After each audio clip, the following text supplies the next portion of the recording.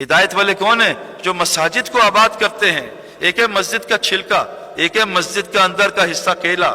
چھلکا کیلا نہیں ہوتا، اندر کی چیز کیلا ہوتی ہے۔ چھلکا تو پھینک دیتے ہیں، چھلکے کی ضرورت ہے، لیکن ضرورت ہے اصل ہے مسجد کو اندر سے آباد کرنا۔ حضرت محمد صلی اللہ علیہ وسلم کی مسجد میں 9 سال تک لائٹ نہیں تھی، لیکن پورا مدینہ روشن ہو چکا تھا۔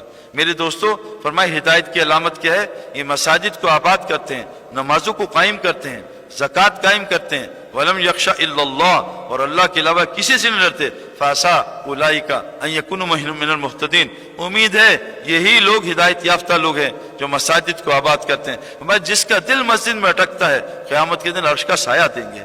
جو مسجد کو گھر بنا لیتا ہے متقی بن جاتا ہے، اللہ اس پہ رحم کرے گا، اس کو راحت دے گا، اپنی رضا سے پلسرات سے جنت گزار دے گا۔ تو میرے دوستوں، مسجد، گھر کو بھی مسجد بنائیں۔ یہ پوری زمین مسجد ہے۔ ہمارا گھر مسجد کی پراپرٹی پہ بنا ہوا ہے۔ آج وہ گھر جو ہے سینما بنا ہوا ہے، آج وہ گھر ریسٹورنٹ بنا ہوا ہے، ہوٹل بنا ہے، اس کو مسجد بنانا ہے۔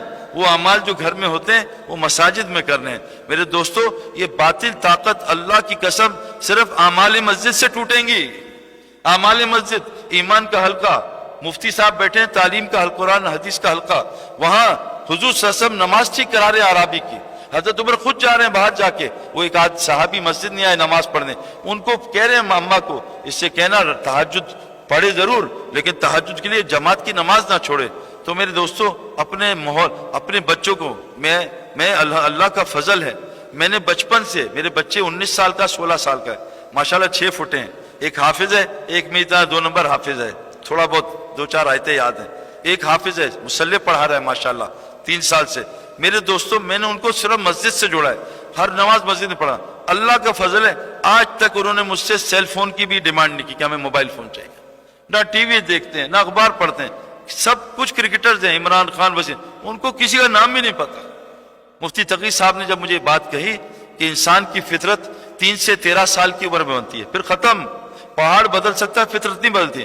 میں نے جتنے میرے دوست ہیں عیسائی یہودی بڑے بڑے جو پرانے کرکٹ کے، میں ان کے پاس گیا، کوئی یہودی اپنے 3 سے 13 چھوٹے بچے کے، اس کے ہاتھ میں سیل فون نہیں ہوگا، اس کو ٹی وی نہیں دکھاتا، بلکہ میں نے دیکھا جہاز کے فرسٹ کلاس سب لے لیے، 8 سیٹیں، سب سے پہلے یہودی رہبائی نے چھوٹی ٹوپی پہنی ہوئی، لمبی داڑھی ہے، اس نے ٹی وی پہ پردہ لگایا اور عربی بول رہا تھا، ہاذا حرام ہاذا حرام ہاذا حرام۔ ہمارے بچے اب حرم میں ماں باپ مسلمان پوری دنیا کے اپنے بچے کو اس میں لگایا ہوا ہے پریم میں، اور آئی پیڈ لگا کے، کارٹون لگا کے، میوزک بھی چل رہی، طواف بھی ہو رہا ہے۔ میرے دوستو، ایمان حرام چھوڑنا ہے۔ کلمہ جو اخلاص سے پڑھے جنت میں، یا اللہ کے رسول کلمہ حرام، کون سا اخلاص؟ اس کو حرام سے روک دے۔ وہ نماز ہی نہیں جو فحاشی بہائی سے نہ روکے۔ شیطان تم سے وعدہ کرتا ہے فقر کا اور فحاشی کا، اللہ تم سے وعدہ کرتا ہے مغفرت کا اور فضل کا۔ اللہ فضل روزی۔ میرے دوستو، اللہ کے واسطے ماحول سے نہ، اپنے بچوں کو ماحول میں لائیں، جوڑیں۔ ابراہیم صاحب فرماتے ہیں، جہاں جہاں تمہارا بچہ جاتا ہے، تم نے محنت اس پہ نہ کی، اس سیراخ سے تمہارا شیطان جو ہے تمہارے بچوں کو کھا جائے گا۔ میرے بچے کہاں جائیں؟ میرے بچے میرے بغیر کہیں نہیں جاتے، میں کہیں نہیں، ابھی بھی ساتھ لے کے آیا ہوں، امریکہ میں ہے 3 مہینے سے میرے ساتھ، میں اپنے ساتھ رکھتا ہوں، میں اپنے سامنے ان کو رکھتا ہوں۔ میرے بچے جو ہیں، یہ جو چوتھی چیز ہے نفس، یہ نفس جو ہے سب کا باپ ہے، اسی نے ابلیس کو مروایا۔ اور نفس میرے دوستو، ایز اے اسپورٹس مین بتا رہا ہوں، ایز اے نیوٹریشن بتا رہا ہوں، جو نفس سب سے زیادہ بگڑتا ہے نا، تگڑا ہوتا ہے، وہ یہ کھانوں کی وجہ سے ہوتا ہے، پکوڑے سموسے۔ یہ جو ہے میرے ہمارے یہاں کھا نہ، ہم کہہ رہے ہیں کھا نہ۔ حضرت محمد صلی اللہ علیہ وسلم کی بیوی فرما رہی ہیں، میرے نبی کے جانے کا پہلی بدعت پیٹ بھر کے کھانا شروع ہوئی، قرب قیامت کی علامت ہے، موٹے پیٹ ہوں گے۔ میرے دوستو، اللہ کے نبی نے ایک دفعہ کھجور، ایک دفعہ کھانا کھایا، وہ بھی کئی دن بعد۔ میں نے ایک جگہ بیان کیا، مفتی حضرت حکیم اختر رحمۃ اللہ علیہ کے ایک وہ آئے خلیفہ، عالم بڑا، کہ آپ نے بات غلط کی۔ میں نے کہا کیوں؟ کہا غلط۔ میں کہا آپ مجھے بتا دیں، میں رجوع کر لوں گا پبلک میں۔ حضور صلی اللہ علیہ وسلم نے 2 سالن جمع نہیں کیے ہیں، سبزی جمع کیے، سالن نہیں۔ مجھے مہینے بعد فون آیا، آپ کی بات، میں نے کہا میں عربوں سے پوچھا ہے، میں نے بڑے بڑے مشائخ سے پوچھا ہے، سائنس کہہ رہی ہے دن میں 1 دفعہ کھانا کھاؤ، سائنس کہہ رہی ہے ہارٹ اٹیک، یہ کینسر، یہ کھانے کی وجہ ہے۔ ہمارا جنید جمشید رحمۃ اللہ علیہ، اللہ اس کو جنت فردوس میں ڈالے، 8 کھانے کھا جاتا تھا وہ دن میں، تو زندگی اتنی سی کر لی۔ میں ابھی ایک بوڑھے سے ملا، کیونکہ اس کو بیماری تھی، اس کی الٹی ہو جاتی تھی، اس کو بھوک لگ جاتی تھی، لیکن 50 साल में अपना रिस्क पूरा कर गया। एक अभी मैं रायगढ़ में था इज्तिमा में, 94 साल का बूढ़ा, 94 साल, उसने मेरे सामने सर्दी में 3 घंटे की तहज्जुद पढ़ी। मैं उसके पास गया, मैं कहा हजरत क्या हाल है? वो किसी ने मेरा तारुफ करा दिया। मगर बात सुन, अगर दावत का काम करना है ना, खाने पे ब्रेक लगा दे, अल्लाह तुझे लंबी जिंदगी देगा। मैंने जिंदगी में कभी 2 दफा खाना नहीं खाया, और मैंने जिंदगी में कभी 2 सालन जमा नहीं किए, और मैंने जिंदगी में कभी रेस्टोरेंट में खाना नहीं खाया। तुझे अगर ये 3 चीजें कर ले, अल्लाह तुझसे काम लेगा, तेरे दिल को नूरानी करेगा। फरमाया एक सहाबी है, अल्लाह के रसूल, मेरा दिल बहुत मेरे ना, मुझे पेट की बीमारी है, 1 साल से ठीक नहीं हो रही। हयातुस सहाबा में लिखा है, अल्लाह के नबी ने दम किया, ठीक हो गई। उस सहाबी को क्या नहीं आता होगा उनको कुरान हदीस। तो अल्लाह के नबी ने दम किया, ठीक का क्या हुआ? कहा जो तूने खाना खाया था, किसी गरीब की हिर्स उस खाने पे लगी थी।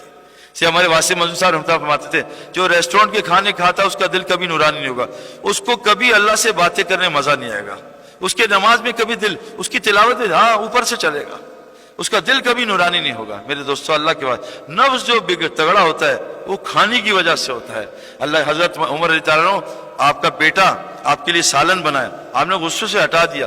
कहा बजान ये क्या कर रहे हैं? कहा तू ये क्या खिला रहा है? कहा गोश्त। कहा गोश्त की चर्बी है, तेरे बाप ने इस्लाम लाने के बाद 2 सालन नहीं खाए, चर्बी अलग सालन है। अल्लाह के नबी सल्लल्लाहु अलैहि वसल्लम ने कहा सिरका अलग सालन है। मेरे दोस्तों, एज ए स्पोर्ट्स मुझे लोग कहते हैं कि जी आप फिट कैसे हैं? मैं फिटनेस कोई ट्रेनिंग नहीं करता, मैंने अपने खाने पे चाहे कोई मर्जी हो, मैं रात को खाना नहीं खाता हूं, बिल्कुल नहीं खाता हूं। अभी खाऊंगा, मैं रात को खाना खा के सो जाने से अल्लाह की कसम दिल तो मुर्दा होता है, इतनी बीमारियां आती हैं आप सोच नहीं सकते। फिर हमें लोग कहते हैं यार ये अमल करता है, ये इतना बीमार क्यों रहता है? फिर इसको सूरह फातिहा से शिफा क्यों नहीं मिलती? एक तरफ बाल्टी में सुराख है, ऊपर से पानी डाले जा रहा है, एक तरफ से गुलाब जामुन खा रहा है, ऊपर से जो है शुगर के इंजेक्शन लगा रहा है।